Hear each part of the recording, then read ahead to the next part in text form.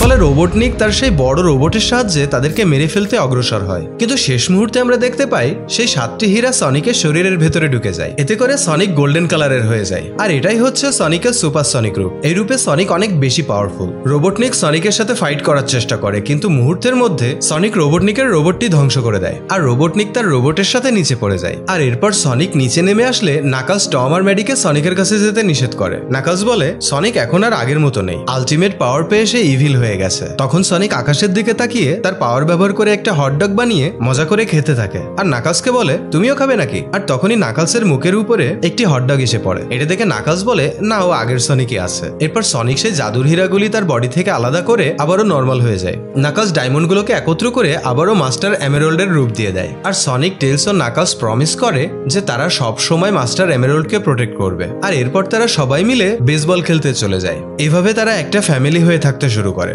Post credit সিনে আমরা এক আর্মি অফিসারকে বলতে দেখি রোবটনিক হয়তো চাপা পড়ে মরে গেছে। এখানে আর্মিদের ড্রেসে রোবটনিকের অ্যাসিস্ট্যান্ট স্টোনও উপস্থিত ছিল। এরপর একজন আর্মি অফিসার বলে রোবটনিকের ডাটাবেস ক্লিন করতে গিয়ে তারা একটি কোঅর্ডিনেট পেয়েছে যা 50 বছর আগের। কেউ একটা ফ্যাসিলিটি 50 বছর ধরে লুকিয়ে রেখেছে আর এর নাম হচ্ছে প্রজেক্ট শ্যাডো। আর তখনই আমরা স্ক্রিনে শ্যাডো নামের একটা হেজককে দেখতে পাই। তো কি এই প্রজেক্ট শ্যাডো, সেটা আমরা সনিক 3-তে জানতে পারবো।